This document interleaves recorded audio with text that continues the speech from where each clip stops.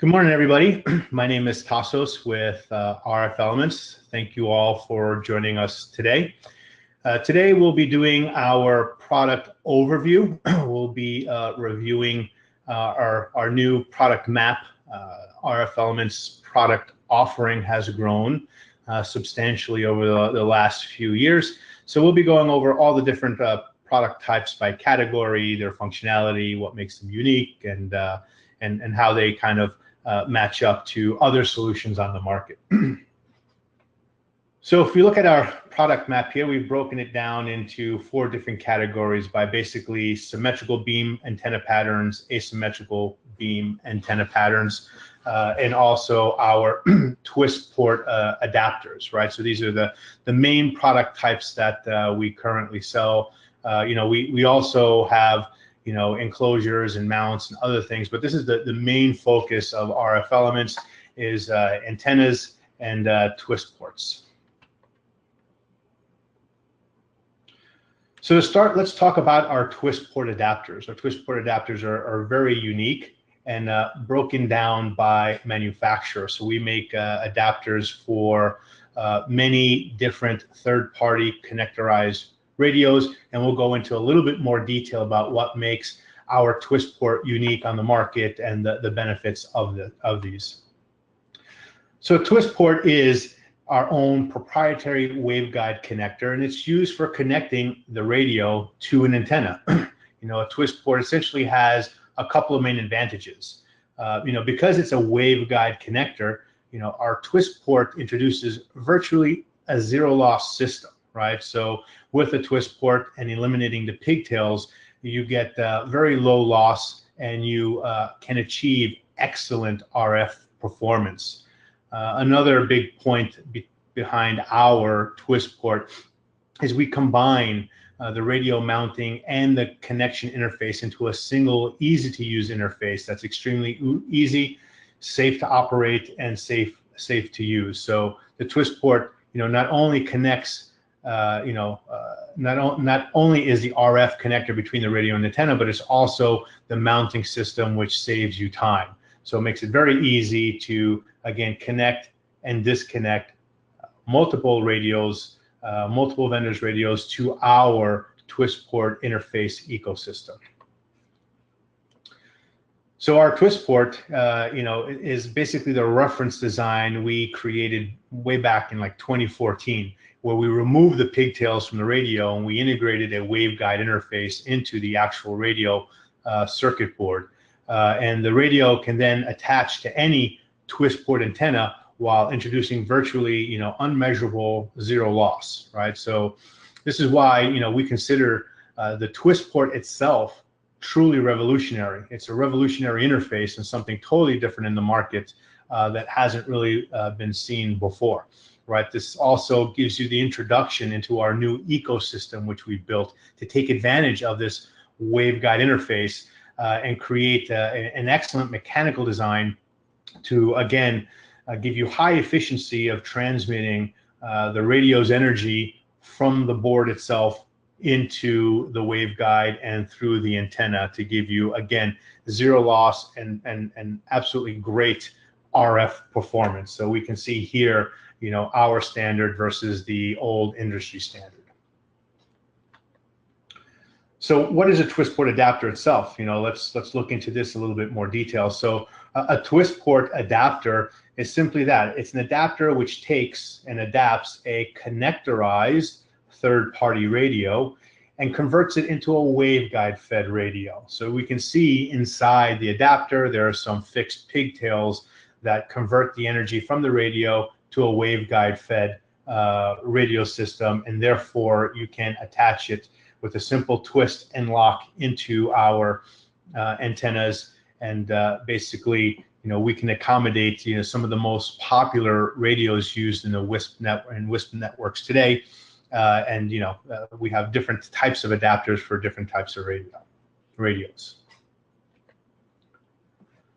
So one thing that's important to note here, and is often somewhat misunderstood, is that TWISTPORT adapters connect to any TWISTPORT antenna.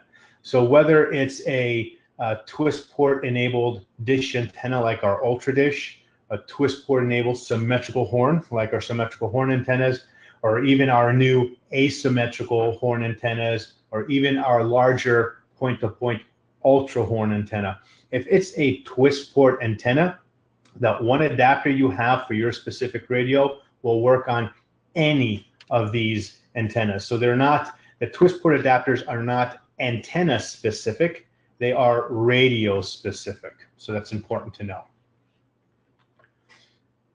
As I mentioned earlier, and you saw in the product sheet, we make twist port adapters for many of the most popular connectorized radio platforms on the market. For Cambium networks, we have a twist port adapter for the EPMP 1000 series radio. And this form factor with Cambium actually has, I think, a few different SKUs. So you have the regular EPMP 1000. I think they have an EPMP 1000 Lite and maybe even an EPMP 1000 Sync or something like that.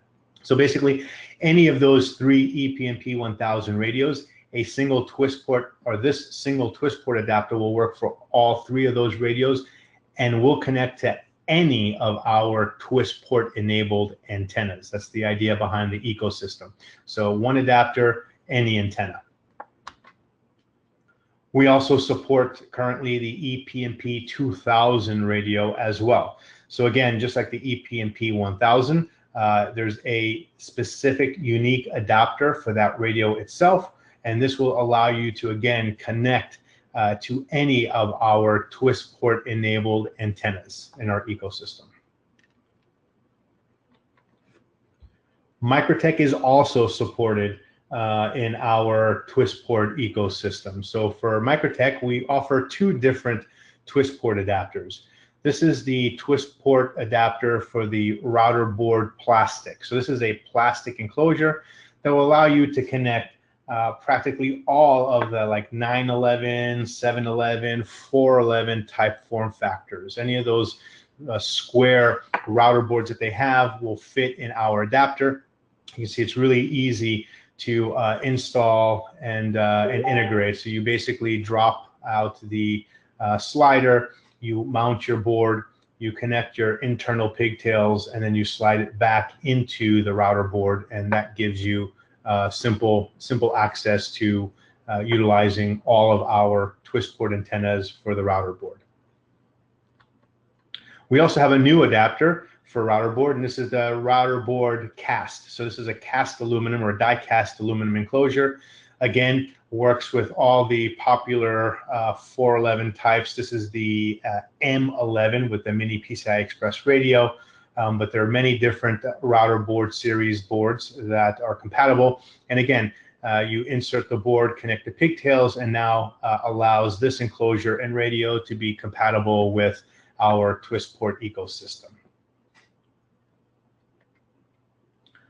For Ubiquiti networks, we offer a host of different adapters as well. One of those adapters is the twist port adapter for ISOSTATION. So this adapter basically converts Ubiquiti's proprietary waveguide fed interface into our open standard waveguide interface. So with this one adapter, you're able to put them on this round form factor radio that they have, and then therefore convert it for use with our twist port antenna ecosystem. There are multiple different types of these radios. So we have the ISOSTATION M5 and the ISOSTATION 5AC. There's also the PRISM station, which is like the AP version or the larger form factor of the ISOSTATION. So the PRISM station AC and their future air fiber LTU radio. So any of these four radio platforms use the same single ISOSTATION twist port adapter to work with, again, any of our radios, any of our antenna systems.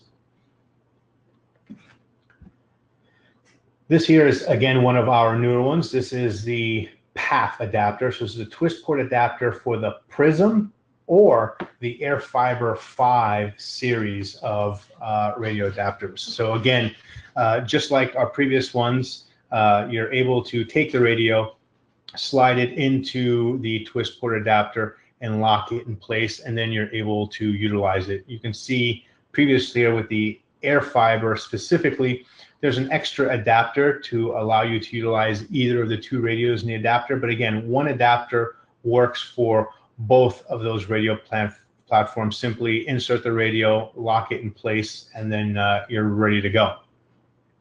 Another very unique feature of our twist port adapter path for the PRISM and air fiber is we've integrated a kind of mounting location for the GPS antenna itself. So when you use our twist port adapter for PRISM or air fiber, you no longer have to worry about where you mount the GPS antenna, whether you can find some sort of steel pipe or something on your tower to mount it to. You don't have to worry about using tie wraps or tape or anything to secure that GPS puck.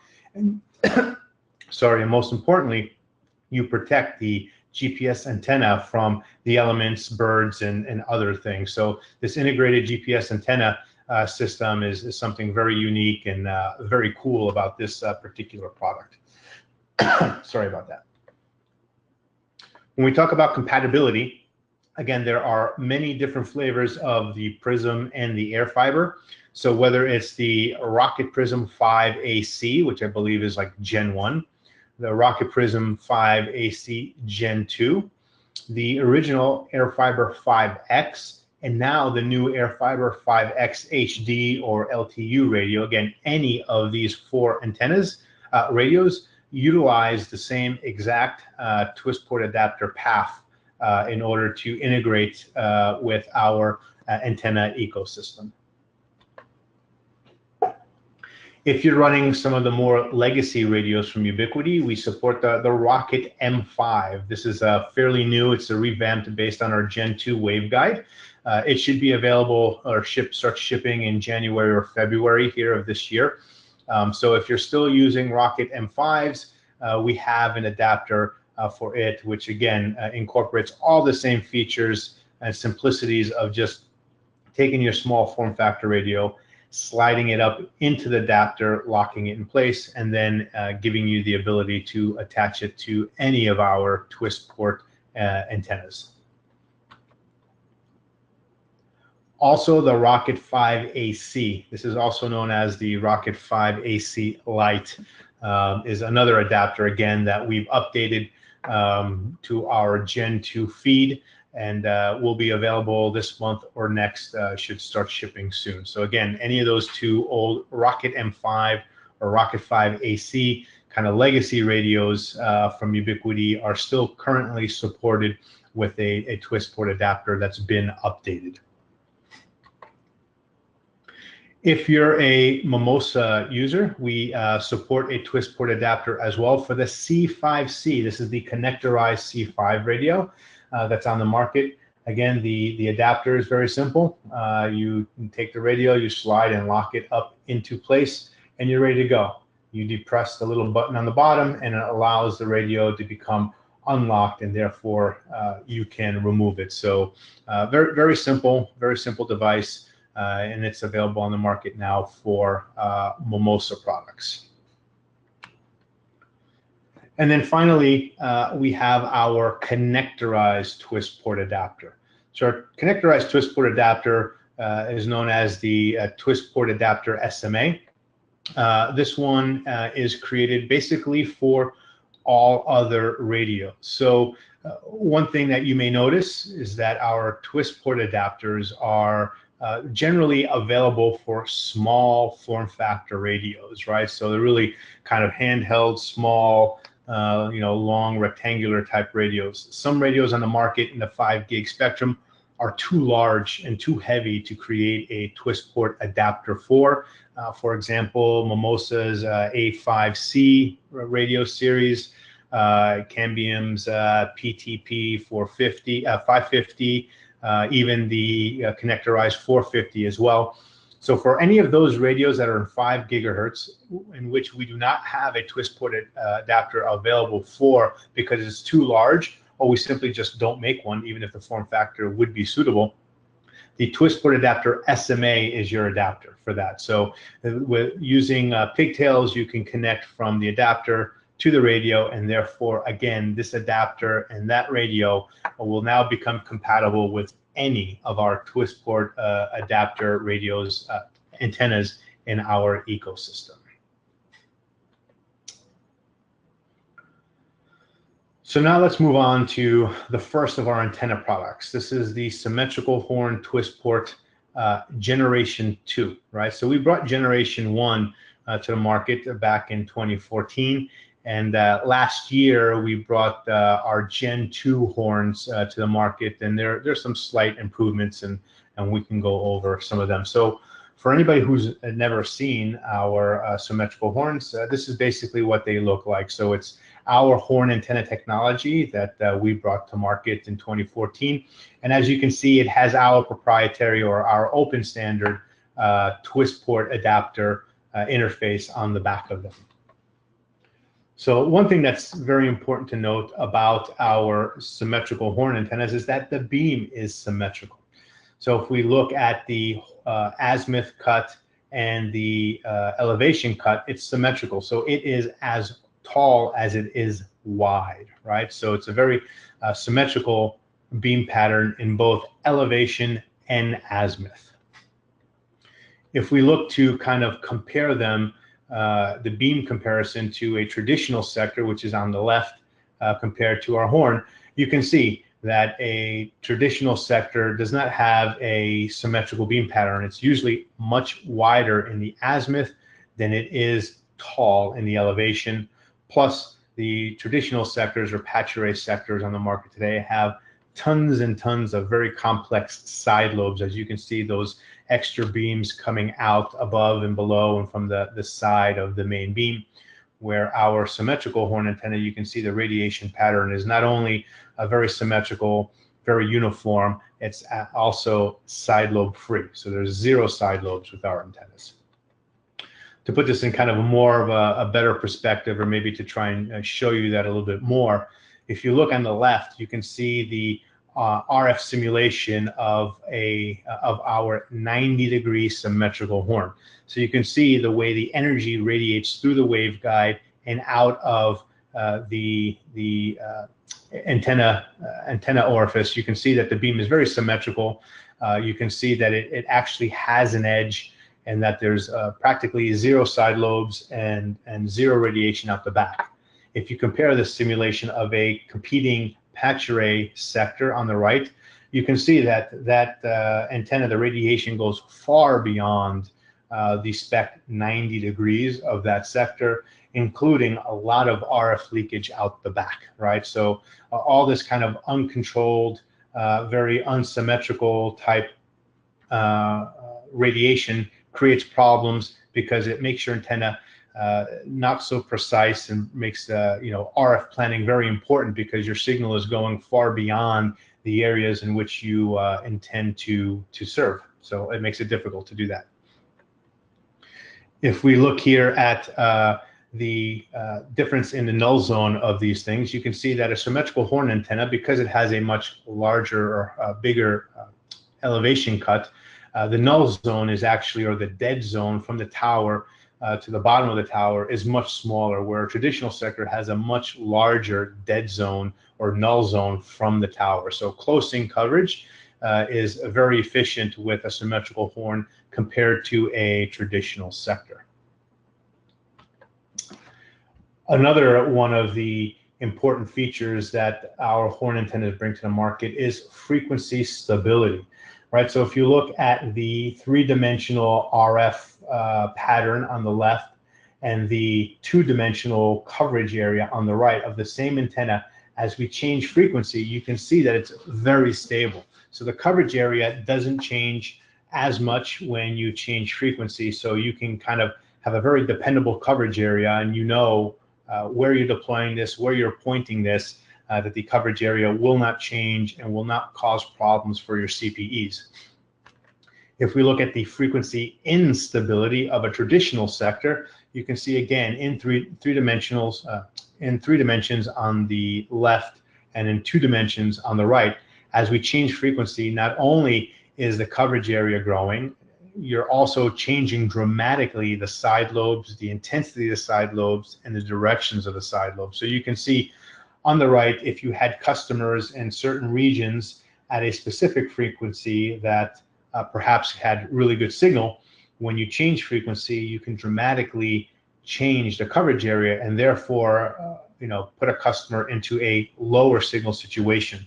This is quite often attributed to noise by customers. You change your channel, and then all of a sudden, you have all these customers that are doing great. So you think you found a clear channel, but one is going low, and people think, well, that one CPE probably for whatever reason has a lot of noise now. And the truth of that is, quite often it's because the antenna pattern changed so much on that new frequency that you have a huge deviation in gain and a huge deviation in mismatch of the vertical and horizontal beam pattern as well. So the performance of that CPE is affected because of the way the antenna patterns work as you change frequencies on your traditional sector.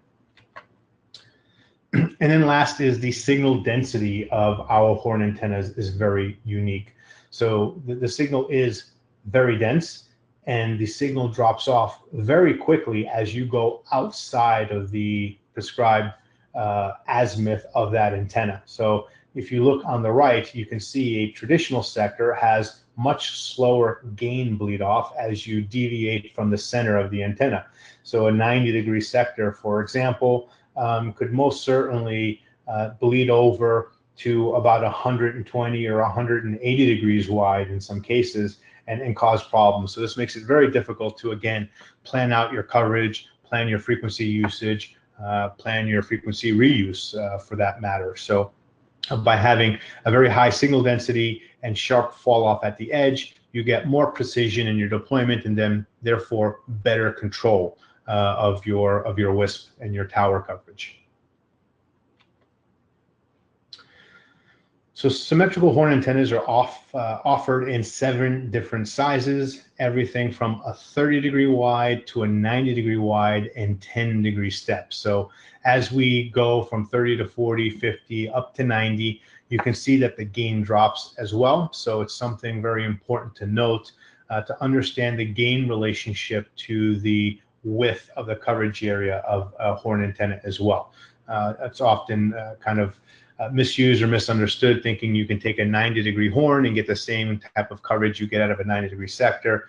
And in fact, most 90-degree sectors have about 7 dBi more gain than our 90. So again, it's just important to understand the gain relationship to the width as well. But you get all the same precision, you get all the same noise rejection, and absolutely 0 side lobes with any of our 7 symmetrical horn antennas. Our horn antennas are also extremely compact. They're about a quarter of the size of traditional patch array sectors if you look at how tall and how big they are. So this gives you the ability to actually stack and really increase your AP density on your tower. So in the space of a single, in the horizontal space of a single traditional patch array sector, you can put anywhere between 3 to possibly 4 symmetrical horn antennas in that same vertical space. So you can see how you can quickly build 4 times the AP density on the same standoff pipe where you could only support 1 traditional sector. Along with that, not only the space savings and the compactness of our antenna, there's wind loading that's reduced and weight loading that's reduced as well. So it's very compact in size and brings you another advantage that's often overlooked when you're trying to build very dense networks. And altogether, this really creates a co-location miracle. I mean, honestly, with the amount of noise that competing sector antennas make and how their side lobes interact and create problems for each other, symmetrical horn antennas give you the ability, again, to really increase your tower throughput by building the AP density that's needed for high density deployments, therefore increasing the overall network throughput. While with sector antennas and that old legacy technology, you're really affecting your overall network and tower throughput because of all the issues that the side lobes bring into this and all the problems that noise creates for you, not only co-located on your tower, but also your other towers that you have in your coverage area, because the coverage areas, the coverage pattern of competing sector antennas don't have the precision that symmetrical horn antennas do. And here's just, again, some pictures here to show, again, how closely you can truly mount these things and how people are using them. So the density that we talk about and that we show in our slides and our animations are not just a textbook calculation. I mean, it's fact, and it's the way it works in the field. So really, the ability to co-locate tons of antennas on a single tower and even on a single standpipe is quite extraordinary and something unique to our antennas, and the ability that we give you with the noise rejection and the noise isolation, and again, the key of having 0 side lobes, very important. So all this again comes together to give you, again, massive scalability. So, with the 7 different sizes of symmetrical horn antennas, we give you the ability to, again, use higher and lower gain antennas to kind of build the coverage you need. Also to be able to coexist with towers that face your other towers, right? By using lower gain on one side versus higher gain on the other, to kind of, again, fill in and cause as little interference as possible between not only your co-located APs on your current tower, but so they can coexist with the other towers in your coverage area. No other antenna gives you, again, this precision and the ability to kind of paint the picture of where your coverage is like our symmetrical horn antennas do. And then they are extremely durable. Our antennas are built extremely well. We use all high quality products, from stainless steel to stamped and extruded, even die cast aluminum, UV rated ABS plastic, and UV resistant HDPE plastic, right? So all of our materials that are used in building our antennas are tried and true. We've been using the same types of materials in our antennas for many, many years. So they've been in the field for many, many years. And we know that they're built to not rust and last a very long time and give you the best performance and reusability. And again, just our antennas have been used all over the world in all sorts of different climates, from deserts to Alaska, freezing areas, dry climates, wet climates, ocean climates, you name it. So again, here's some more pictures of some deployments that can, again, show what your standard install looks like with symmetrical horn antennas today. So they're all over the place, and they work really well for co-location.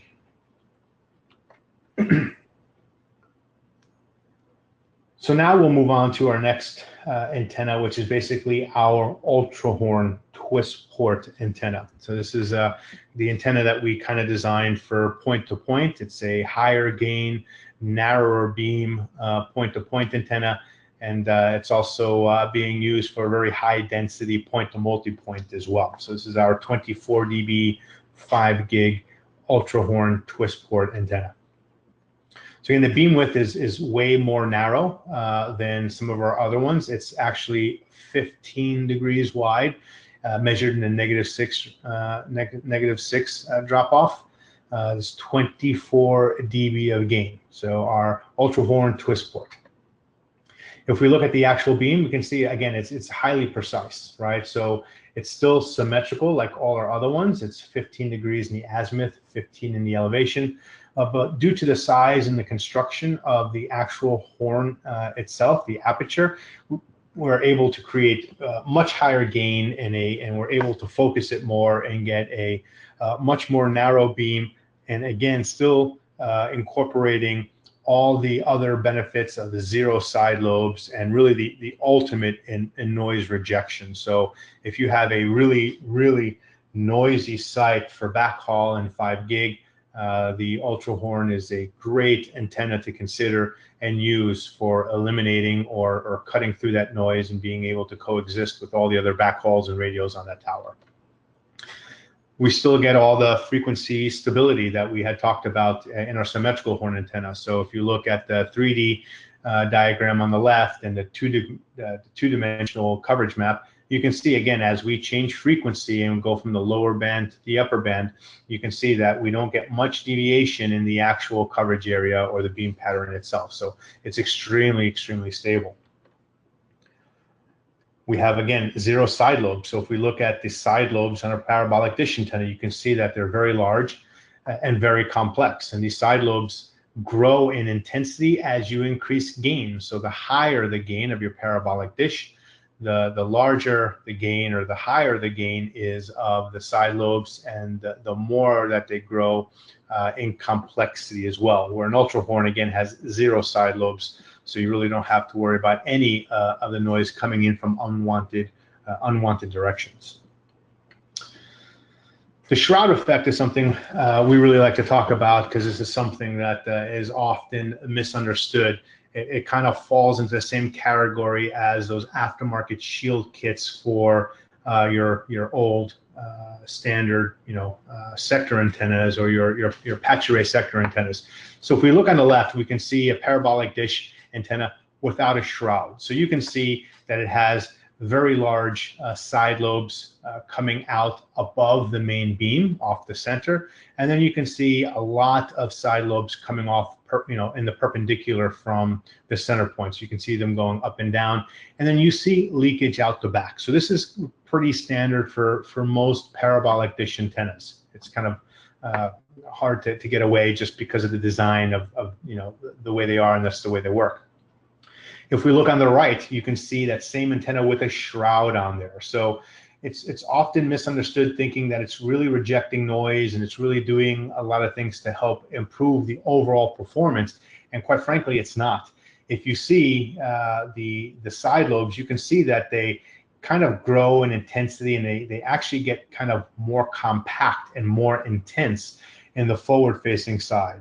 You do get the isolation in the back, so the shrouds kind of help the back radiation, which is typically what you see the improvement on your co-location. But what's overlooked is how it really affects the performance out the front, the side that actually talks to the other end of your point-to-point, or to the AP sector that it's connecting to, right? So shrouds really create a whole slew of new problems.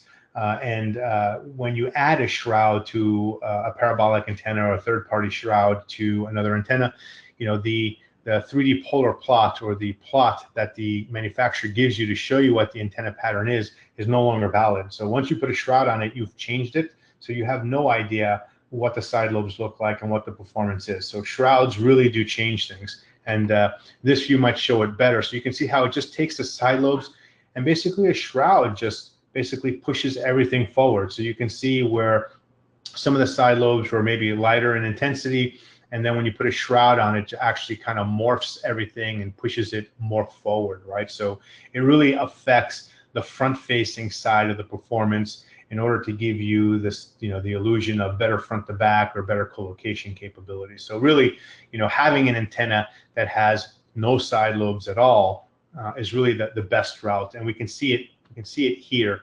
If we, look at what real, noise rejection is, our ULTRAHORN pattern is on the left. So you can see it's extremely focused.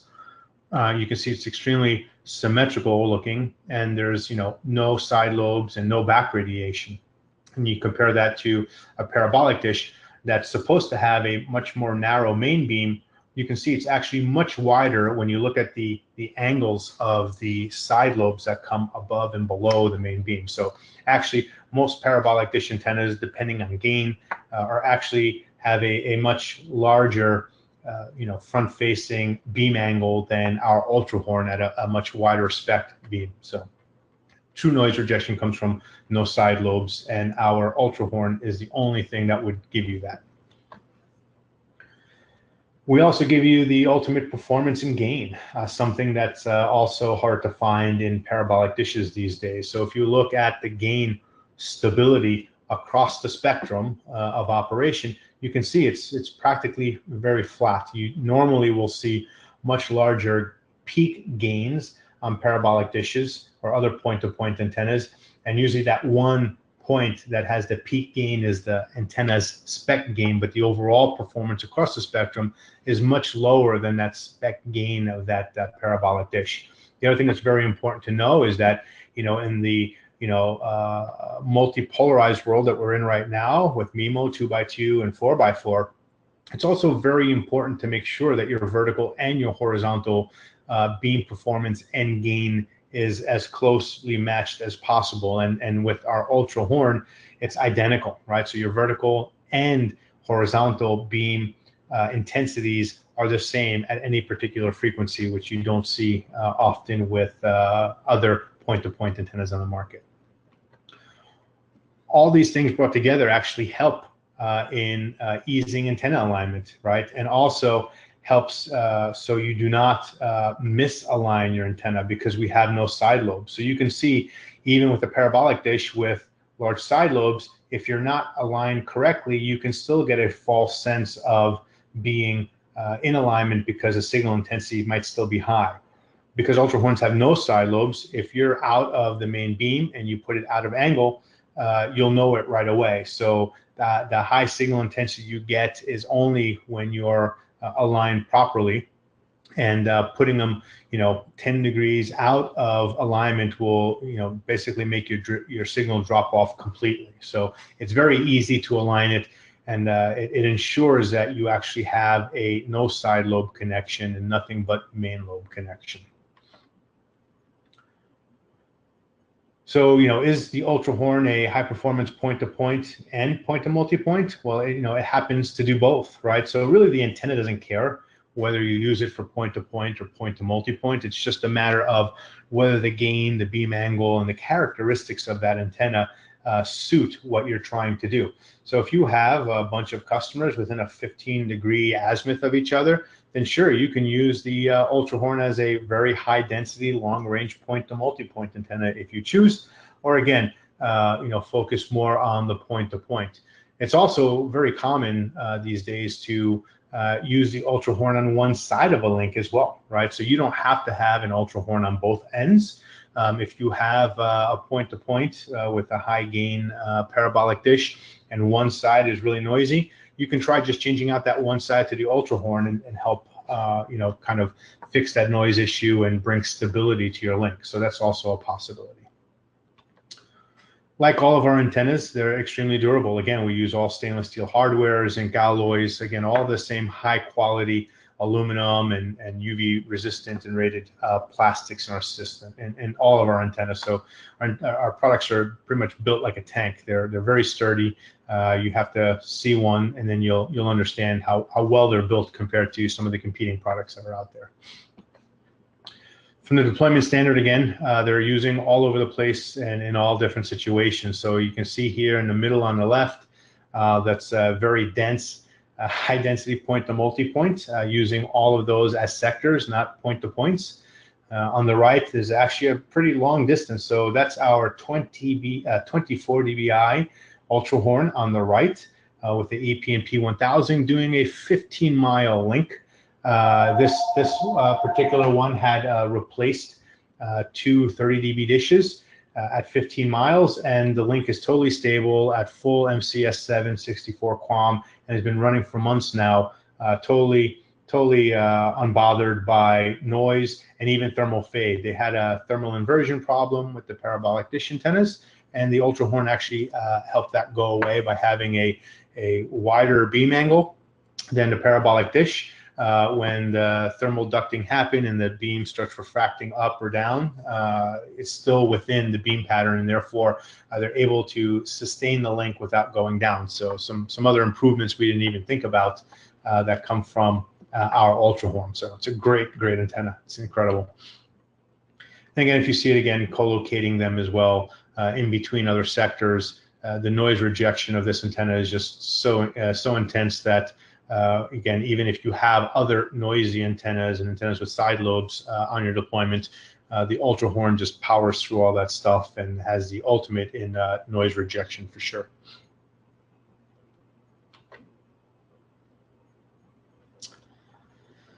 So now we'll go to our ULTRADISH. So our ULTRADISH is our parabolic dish twist port antenna. So it's again, it's still the old parabolic dish antenna like most, except it has a waveguide feed interface and our TWISTPORT interface on it. So the ULTRADISH comes in two different variations. We have our ULTRADISH TWISTPORT 400, which is basically a 24 dBi antenna, and then we have the ULTRADISH TWISTPORT 550, which is a 27 dBi antenna. So both antennas are available, again, with our TWISTPORT locking mechanism on the back. So if we look at some of the things that we've improved, even though it's still based on the parabolic dish antenna technology, it's still a parabolic dish and not a horn, we've actually been able to help suppress the side lobes with a very unique dish. Basically, the way it's constructed, the materials and the shape of it allow us to suppress some of the side lobes without the use of shrouds or other shielding, right? So we still have side lobes on both our ULTRADISHs, but they are suppressed, so they're actually giving you some pretty great performance from the noise standpoint, even though it's not a horn. One thing that we are able to bring again is extremely stable gain. Really, if you look at the gain curve again across the spectrum, you can see it's practically flat. There's not much deviation there. And also something very important to note is that the horizontal gain and the vertical polarity gain are matched, right? So again, you're getting very good chain-to-chain performance and point-to-points because again, no matter where you are in the spectrum, you're getting the same intensity in chain 0, chain 1, or the horizontal and vertical beam pattern of these antennas. So this stable gain is really, really important and something that really helps this antenna outperform a lot of the antennas that are on the market today at equal or even sometimes better gain. So using these as a CPE in high noise areas, a lot of people like to use some directional patch antennas, and directional patch antennas have huge side lobes and very complex side lobes. And in a high density AP situation, you can see how one CPE could actually hear and see multiple APs. So by using an ULTRADISH, which has suppressed side lobes and much better noise management, you're able to isolate it better and therefore help reduce the amount of APs that a single CPE can see. So again, if we look at this again, you can see how the side lobes on CPE1 sees AP1 and AP3, and CPE2 sees AP4 and AP2 as an example. If you use an antenna with better controlled radiation, right, less side lobes, suppressed side lobes, or no side lobes, you now reduce the amount of APs that it can hear. So overall brings really good signal performance in high density, high noise areas. Our ULTRADISH has a very innovative mount as well. It's again very unique in the market. Allows you to mount the mount to the pole first and then drop the antenna in and give you all the azimuth and elevation adjustments that you need in the antenna, and then you are able to tighten down the bolts. So again, it's very nice to have the ability to put a mount on the pole first and then bring your antenna up and slide it in later, and not have to hold a really heavy dish in place while you're trying to put all these bolts and nuts and washers through other mounts that antenna manufacturers have. So our innovative mount makes it very nice for using not only for point-to-point, but as CPEs. Here you can see again some uses here for point-to-point and CPEs and point-to-multipoint with Ubiquity and even Mimosa. So that you can see a C5C in the middle there, and also on the right at a house as a CPE to a house. So the deployments are quite vast for, again, point-to-point and also high-end CPEs for the ULTRADISH series of antennas.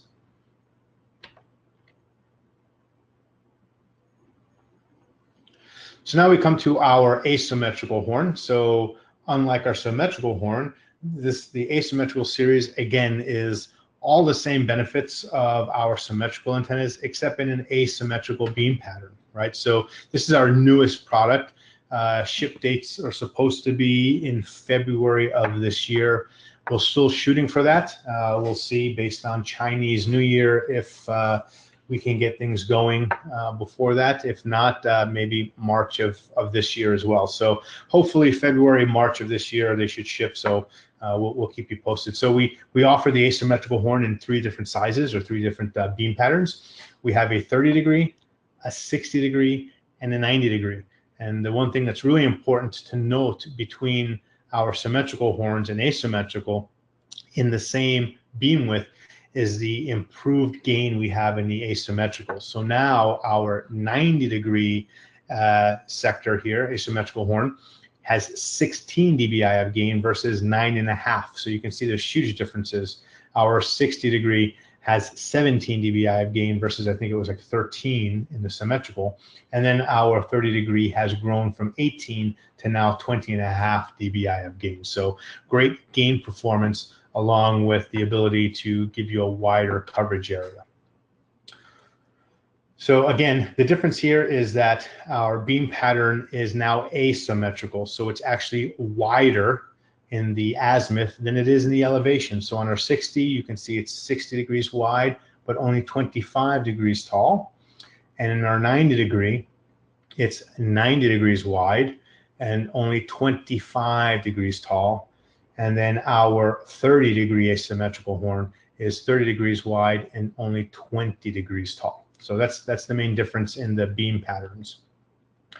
What this gives you is, again, it gives you a more perfect coverage pattern, right? So it gives you kind of that same feel of a sector with the higher gain in the coverage area, but you're still getting a very good null zone, and you get good adjustability as well with a down tilt to, to decrease that null zone if needed. So really good coverage with the asymmetrical. Like all our other horn antennas, we have absolutely 0 side lobes, right? So if we look at the asymmetrical horn antenna here, you can again see it's highly precise. It radiates forward and not backwards. And we have 0 side lobes compared to the competing patch array sector on the right, where you can see radiation going beyond the actual angle, out the back, and very complex side lobes. So 0 side lobes on our asymmetrical horns, just like our other horn antennas. The same frequency stability that you see in all our other horns. So again, if you look at it in 3-dimensional or 2-dimensional coverage, you can see as we change frequency, the pattern is actually very stable. So you'll get good performance as you change channels as well. Again, in higher gain in a much wider azimuth than before.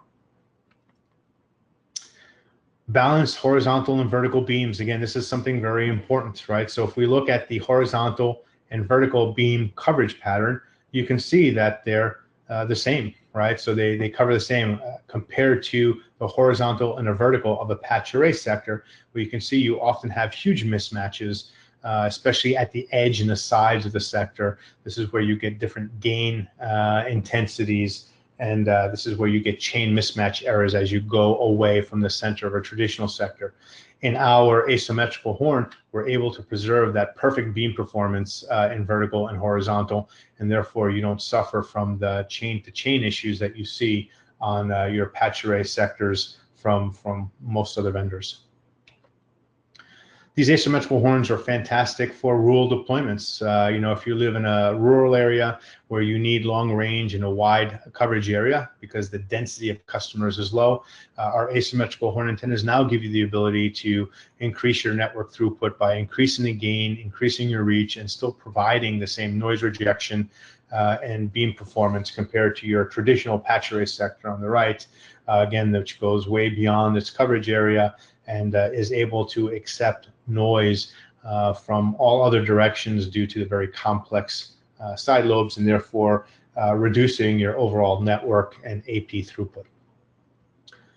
The coverage area for rural areas, again, can still be manipulated with the 3 different sizes of asymmetrical horn antennas. So you still get the flexibility to kind of build your coverage and adjust your gain and beam width based on where your deployments are. And these can be incorporated with symmetrical horns as well. So you don't have to just use asymmetrical, but the 3 sizes we picked still give you pretty good flexibility to, again, only send signal where your coverage area needs to be. Like all of our antennas, again, very durable build. We use all the same, again, high quality metals and plastics that give you, again, long-lasting antennas in all different environments. So, these antennas work in, again, cold regions, hot regions, dry regions, wet regions. It really doesn't matter. The alloys and the metals that we use and plastics are made to last as long as possible in those harsh environments.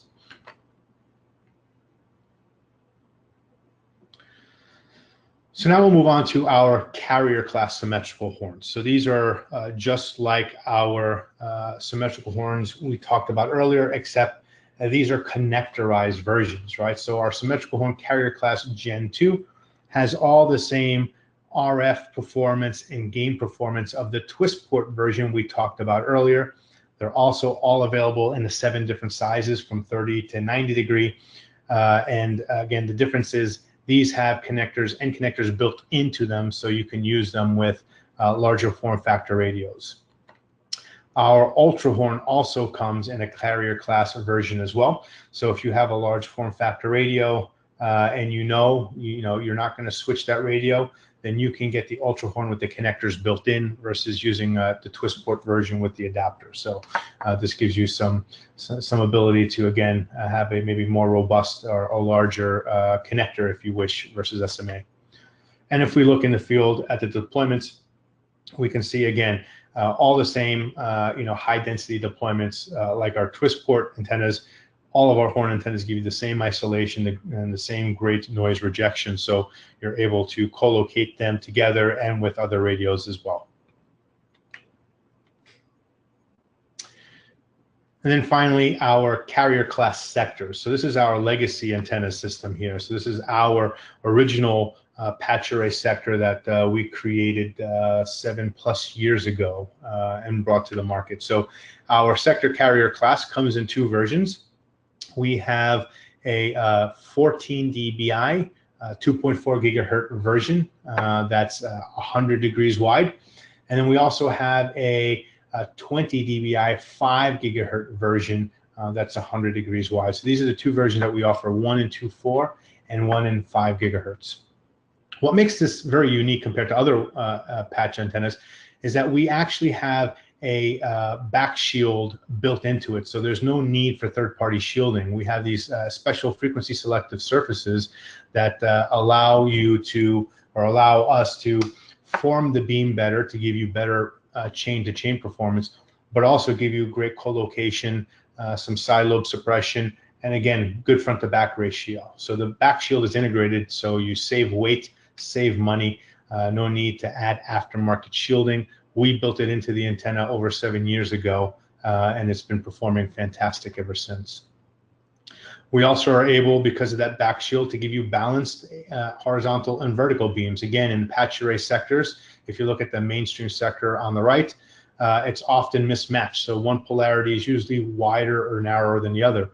And our RF Elements sector carrier class gives you great balanced horizontal and vertical beams, so your coverage area doesn't deviate much. It works great, again, performance-wise, to help reduce chain-to-chain mismatches and help your radios maintain higher modulation rates as you get to the edge of the sector, which typically is the worst performing part of a patch array sector.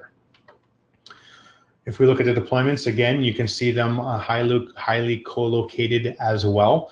So again, the back shield gives you the ability to co-locate these sectors as well. Again, they have side lobes. They don't work as great as horn antennas do, but if you have to go the patch array sector route, our carrier class sector is definitely something that you should look into and give a try. Again, it's compatible with all the standard slide and lock type radios like Rockets, EPMP, PRISM, and all the other radios in the market like that work with most of your other traditional sectors out there. So at RF Elements, we are setting a new industry standard. You can kind of see that in the way some other vendors are going with their antenna platform. But we're setting the standard by introducing antennas that reject noise rather than giving you more and more gain to kind of burn through the noise and create more noise. We went the route of a smarter antenna for noise rejection. We set the standard with the waveguide fed interface, right? So we bring you zero or near zero loss with our TWISTPORT ecosystem and our TWISTPORT adapter system. And when you bring all these things together, it gives you that massive scalability. This is something that's really required in the industry for us to grow and for us to be able to serve the number of customers that require high-speed internet these days. So RF Elements continues to set new standards for the industry, and definitely want to keep an eye out for our new products. As I mentioned before, all our products are built based on the same types of materials. So we know what works well, what lasts well, what's robust and what's not robust, right? So we continue to build all our antennas with the highest quality parts. No matter which SKU you buy, you're getting a very durable antenna that's built with very high quality materials. Something to note, we use stainless steel unlike many other manufacturers out there. So stainless steel is known to gald and to bind or bond to each other, cold weld or other phrases that are used. So you're required to use anti-seize lubricant, right? So basically on the main bolts, you just get some anti-seize from the hardware store or auto parts store, even really some oil or some lube. Basically, it just needs to be lubricated to reduce the friction, so that way when you tighten down the bolts, the stainless steel doesn't bond to each other. If you use anti-seize, these things will last forever, and you'll be able to reuse them over and over again and migrate your antennas from one site to another as you upgrade and adjust your coverage. So stainless steel hardware requires anti-seize lubricant. Make sure you use that. Our packaging is a lot more ecological now. We use recycled cardboard and stuff, less styrofoam and other things. So some other improvements that we're making outside of the antenna form factor, usability, and RF performance. We're thinking about the environment some as well. It's always interesting to sit here and tell people what's great about your product, right? And not many people want to hear it from the manufacturer or the vendor or the distributor or whoever's trying to sell them something. Nobody likes the salesman telling them that their product works. So we actually have on our YouTube channel a ton of customer testimonials. I think there's nothing better than you looking at another WISP and seeing how they use our products and how our products improved their networks, their WISPs, their business, help them expand and do all the things that we've talked about or that I've gone over today about our products. So better hear from a brother or sister WISP than hearing it from me or some other salesperson. So check out our YouTube channel. Lots of not only customer testimonials, but other previously recorded webinars, information, product reviews, lots of cool stuff there. If you go to our forum, rfelab.com, it's our online community. Feel free to sign up there and come check it out. Again, a lot of product announcements there and a lot of good questions and answers. Maybe you're having a problem, looking to solve a problem. You might find it on the forum online, and it's a great place for you to have a look before you go ahead and deploy something. So check out our online community at rfelab.com. And then finally, our trademarks disclaimer. So all third-party trademarks are used solely to reference the compatibility of RF Elements products, and all rights of respective trade owners are reserved, right? So here's all the legal stuff. There we go. All right, so from here we go to questions and answers. So hopefully if you guys had questions along the way, if you think I was saying something that sounded wrong, or you still think what I'm saying is kind of marketing fluff or untrue, please make it a question. Let's talk about it, and I'd love to hear anything. Thank you. Thank you, Tassos. Yes, we have a few questions here. One of the questions is, are there any plans in place for 3.65 gigahertz adapter or horn?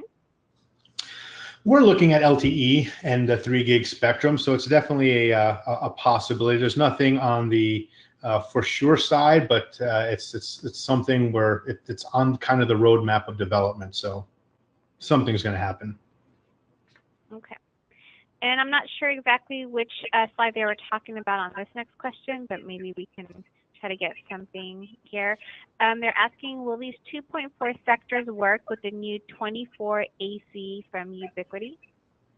24 AC. So I'm thinking you're talking about the Rocket 2 AC Prism. The answer should be yes, if that's the radio you're talking about. Yeah. They just replied yes. Mm-hmm.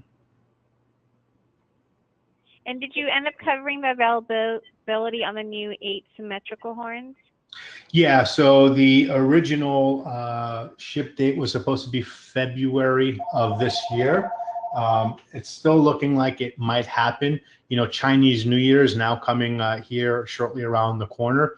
So we'll know here in the next few weeks. If it's not in February, it'll be in March. So it's just a matter of pretty much getting some final tweaks and production running. So we're very close to on schedule. Perfect. Do you have any 2.4 sectors that are single polarity? No, we do not. Yeah, we don't. I mean, I suppose you can run the dual polarity one by picking one, but I wouldn't really suggest that as a thing to do. But yeah, definitely no single polarity sectors, only the dual and that one SKU. How about 900 megahertz? Any plans for 900 horn? Most certainly not. That would just be way too large. So it's pretty much no on 900. I think 3 gigahertz is probably the lowest you'll see us do something in a horn. I'm not saying never, but it's highly unlikely. Can we use ULTRAHORN with the Mimosa B5C? Absolutely. So we have now we have actually 2 options, right? So we have the ULTRAHORN carrier class, which is now available. I believe you guys actually have it in stock. You were one of the first ones to have it. So it's basically the ULTRAHORN with 2 end connectors on it. So that would work perfect. If you can't find the ULTRAHORN carrier class with the end connectors built in, and then you could use the ULTRAHORN TWISTPORT with our TWISTPORT SMA adapter. So that would be the other option. Okay, thank you. Oh, sorry, there's one more question. Yeah, no problem. This person missed a little bit in the middle. Will there be any EPMP 3000 solutions? That's a tough one, right? So I mean, at the moment, so let's start from the beginning, right? So the EPMP 3000 radio, as it is fairly large. If you haven't seen it yet, it's quite heavy and quite large. So there probably will not be a TWISTPORT adapter for it. Let's start from there.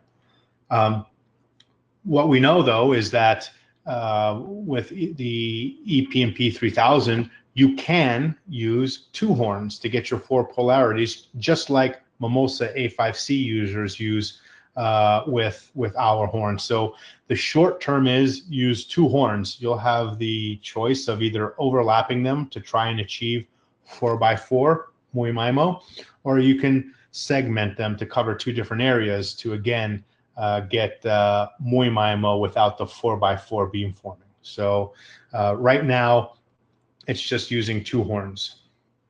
And I believe Cambium has their own 4x4 horn antenna that they've announced as well. So you can speak to them about that. Awesome.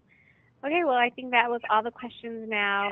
Thank you, Tassos, for your time and everyone for attending. If there's any last minute things that you wanted to just touch on, Tassos, before we leave, please do so now. No, again, thank you everybody for joining. Again, thanks for signing in.